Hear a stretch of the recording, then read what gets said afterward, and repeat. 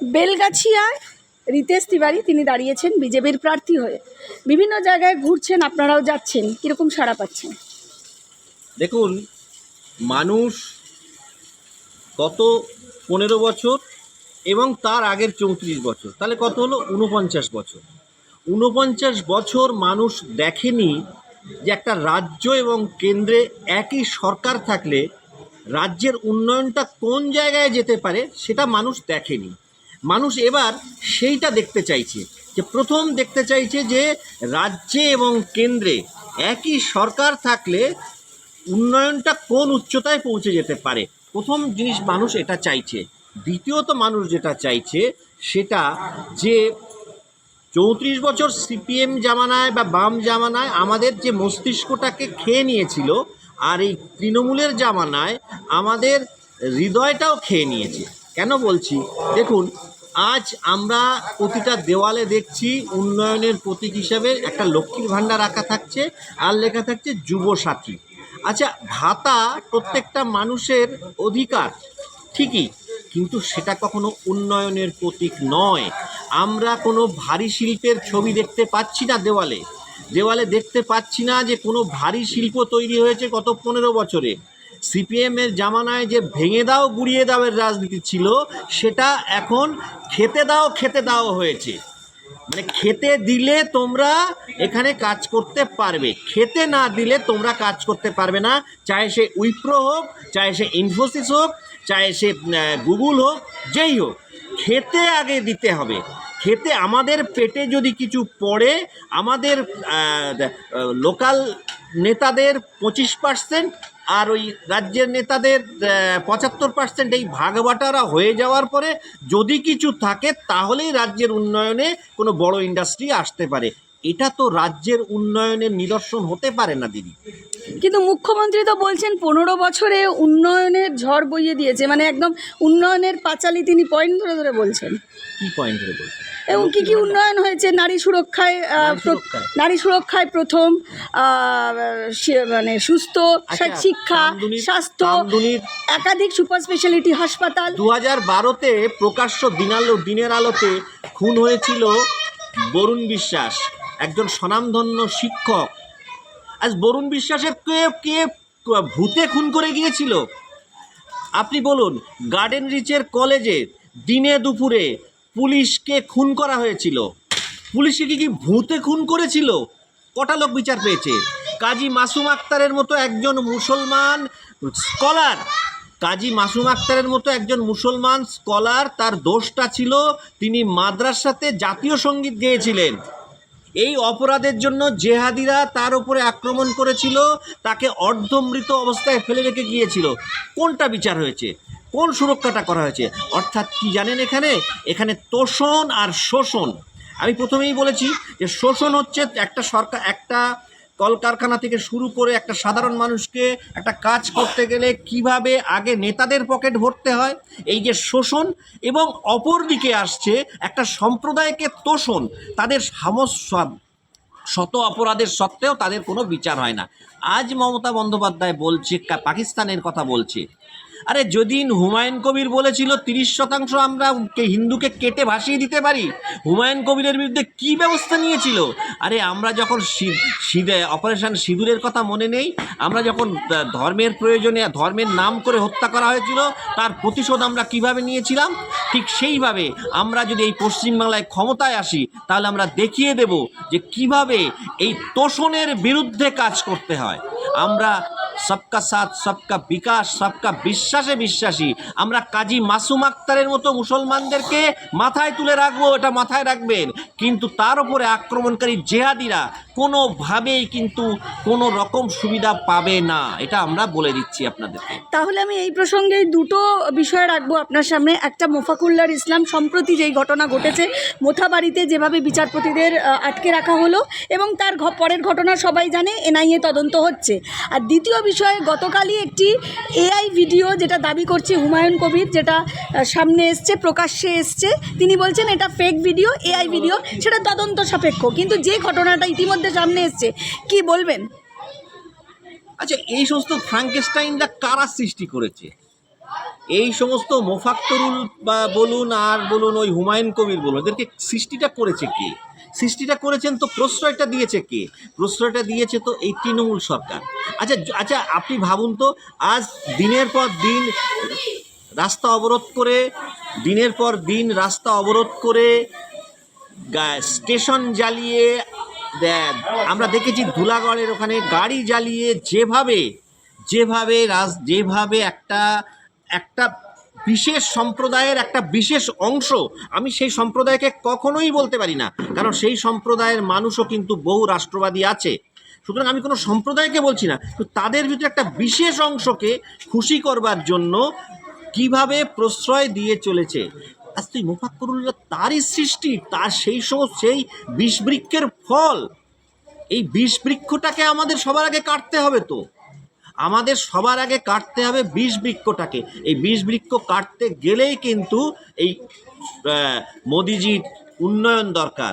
আজ আপনি বলুন না, আজ আপনি অসমের কথা ভাবুন, অসমের অসম সরকার সেখানে যদি আপনার এই অবৈধ মাদ্রাসা বন্ধ করে দিতে পারে, ভারতবর্ষের শতকরার হিসাবে কাশ্মীরের পরে সবথেকে বেশি মুসলমান শতকরা হিসাবে আসামে, সেখানে যদি একটা সরকার অবৈধ মাদ্রাসাগুলোকে বন্ধ করে দিতে পারে, তাহলে কেন এখানে অবৈধ মাদ্রাসাগুলো বন্ধ হবে না? এই অবৈধ মাদ্রাসাই হচ্ছে আপনার বিশ্বের বিভিন্ন মুসলিম রাষ্ট্র থেকে প্রাপ্ত অর্থের বিনিময়ে চলে। সেই অর্থটা আসছে কিভাবে, সেসব দেখার দায়িত্ব কার? সেসব দেখার দায়িত্ব একটা ডবল ইঞ্জিন সরকারের। আমি মানছি কেন্দ্রীয় সরকারের দায়িত্ব খানিকটা থাকে, কিন্তু রাজ্য সরকার কি করবে? চোরটাকে ধরে নিয়ে আসবে, তারপরে তো চোরটার বিচার হবে। চোরটাকে যদি আমি না ধরি, তাহলে তার বিচারটা কিভাবে হবে? তাই কেন্দ্র রাজ্যে একই সরকার। আমি বললাম যে ৪৯ বছর আমরা এমন কোনো সরকার দেখিনি যে সরকার কেন্দ্র এবং রাজ্য উভয় জায়গায় একই নীতি নিয়ে চলছে। বেলগাছিয়া প্রসঙ্গেই যাব। এখানে মূলত অনেকগুলো সমস্যা আছে। আপনি নিজেও যেহেতু বেলগাছিয়ার বাসিন্দা, এখানে যত্রতত্র নোংরা আবর্জনা পড়ে থাকে, এখানে নিকাশি ব্যবস্থার একটা অভাব আছে, পানীয় জল এবং মানে আরও অনেক এটসেট্রা। এখানকার বিভিন্ন স্কুল, সরকারি স্কুল বন্ধ হয়ে গেছে, রাস্তাঘাটের অবস্থা বেহাল। কি বলবেন আপনি একজন নাগরিক হিসাবে, কি বলবেন? আমরা মানে ১৫ বছর তৃণমূল সরকার, আর আমি যদি ৫ বছর ধরি অতীন ঘোষ, তিনি বলছেন আমি সব কাজ শেষ করে ফেলেছি। দেখুন, আমরা দুর্গাপুজোর আনন্দে মেতে উঠি, তাই না? কিন্তু এই দুর্গাপুজোর আনন্দে মেতে ওঠার পাশাপাশি প্রত্যেক বছর আমাদের মনে একটা বিভীষিকা কাজ করে। এটা প্রত্যেক বছর আপনি বেলগাছিয়ার অলিতে গলিতে বড় রাস্তায় যেখানে খুঁজবেন, কি বিভীষিকা জানেন তো? সে ডেঙ্গুর বিভীষিকা। পুজোর আনন্দ আমাদেরকে মাটি করে দেয়, তার কারণ আমাদের মনে হয় যে ওই ঠাকুর দেখতে বেরিয়ে আমি কত লাইনে দাঁড়িয়ে থাকলাম, আমাকে যদি একটা মশা কামড়ায় তাহলে আমাকে সোজা হসপিটালে চলে যেতে হবে। এই যে এই ডেঙ্গু প্রতিরোধে কোনো ব্যবস্থা কিন্তু এই সরকার করেনি। আমরা প্রত্যেকবার বলেছি নর্দমাগুলো পরিষ্কার করা হোক, নর্দমাগুলো সঠিকভাবে রক্ষণাবেক্ষণ করা হোক। আমাদের এখানকার ৪ নম্বর ওয়ার্ডের একটা কাউন্সিলর নেই গত ৩ বছর ধরে। কেন নেই? একটা যেমন এরা কলেজগুলোতে ভোট করতে পারছে না, মানে এরা গণতান্ত্রিক ব্যবস্থায় বিশ্বাস রাখে না, তাই একটা কাউন্সিলর নির্বাচন করবার ক্ষমতা এদের নেই।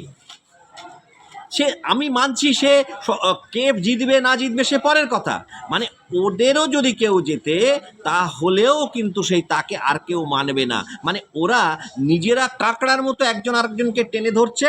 একজনকে ওদিকে কেউ কাজ করতে চায়, যদিও চায় না, তবুও কী হয়, ও কাজ করছে না আমি কাজ করবো না, ও কাজ না আমি যাচ্ছি না, এই তুতু ম্যায় করতে করতে এরা কি করছে? এরা কোনো কাজটাই করে না, শুধু কি জানেন তো, সমস্ত টাকা পয়সা যা আসে সবটাই খেয়ে নেয়। অতীন ঘোষ তো আপনার আমাদের ডেপুটি মেয়র, তার তো পাওয়ার আছে, শুধু তো তিনি বিধায়ক নন, তিনি বিধায়ক এই বিধানসভার, তিনি ডেপুটি মেয়র হয়েছেন অন্য জায়গার কাউন্সিলর হয়ে।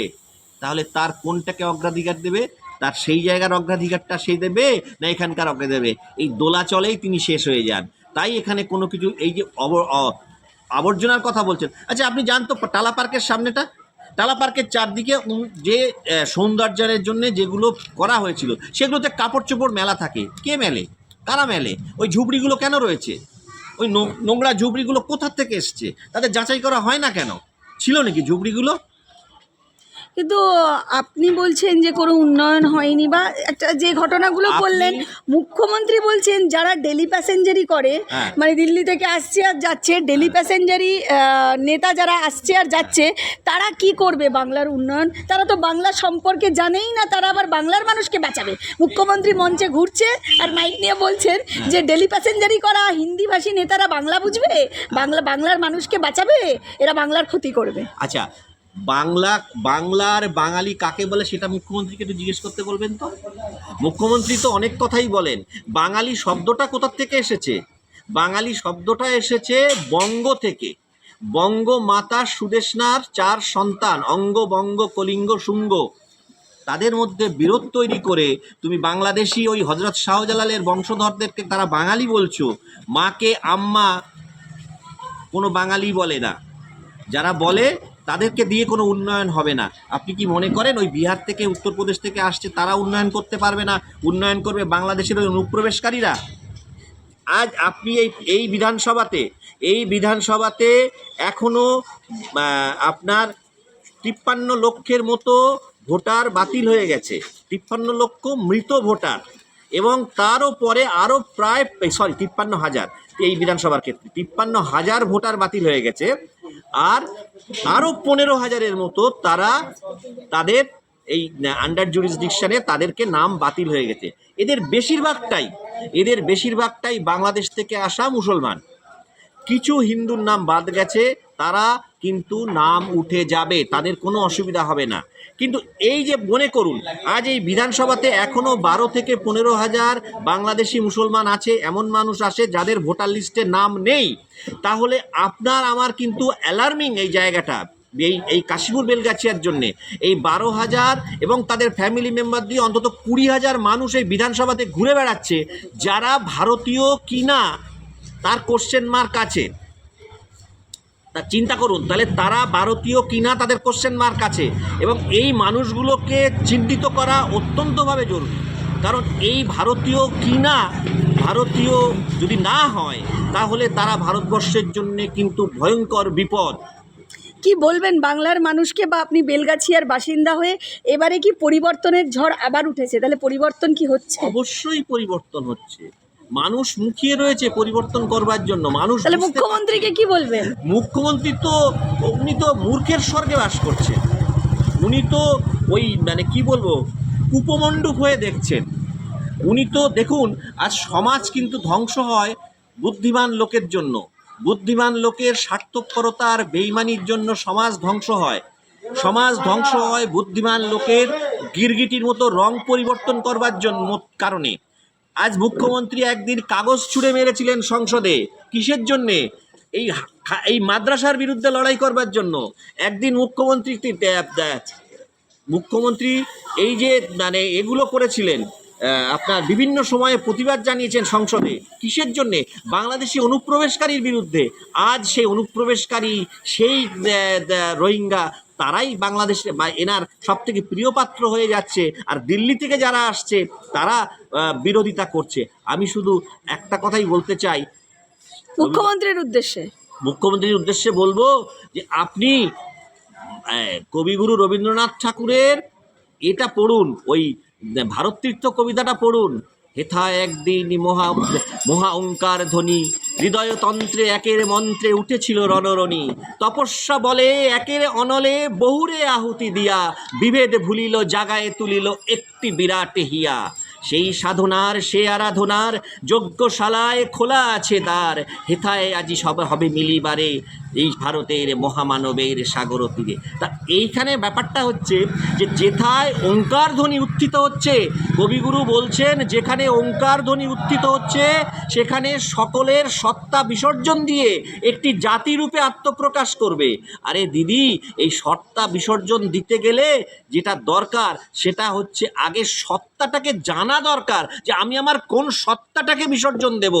তবেই কিন্তু একটা জাতিরূপে আমরা আত্মপ্রকাশ করব। আমরা যদি জাতিরূপে আত্মপ্রকাশ করতে না পারি তাহলে কিন্তু আমাদের পতন অবশ্যম্ভাবী। আমি বলছি না, এটা 1892 খ্রিস্টাব্দের 23, 24 এবং 25শে ডিসেম্বর ভারতবর্ষের শেষ শিলাখণ্ডে বসে স্বামী বিবেকানন্দ ধ্যানের মাধ্যমে জেনেছিলেন।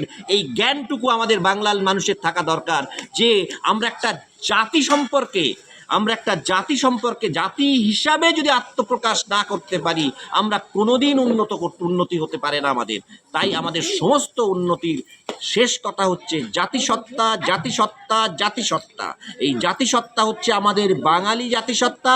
এই বাঙালি জাতিসত্তার সঙ্গে অবাঙালিদের কোনো বিভেদ নেই, কারণ বাঙালি অবাঙালি, বাংলা ভাষা এবং সংস্কৃত এই উর্দু হিন্দি ভাষা, এই দুটোরই মাতৃস্বরূপ ভাষা হচ্ছে সংস্কৃত। তাই একই মায়ের দুই সন্তানের ভেতরে কখনো বিভেদ তৈরি করে বাঙালি জাতির উন্নয়ন সম্ভব নয়। বাঙালি হতে গেলে সবার প্রথমে যে ভারতবাসী হতে হবে, এ কথা রবীন্দ্রনাথ ঠাকুর, স্বামী বিবেকানন্দ থেকে প্রত্যেকেই বলে গিয়েছেন। তাই এই মহাপুরুষদের শুধু এই বাংলাটা কবিগুরুর বাংলা, স্বামীজির বাংলা এই বললে হবে না, তাদের চিন্তাভাবনার বাস্তব রূপায়ণ আমরা দেখতে চাই। এটুকুই আমার বলা আছে মুখ্যমন্ত্রীকে।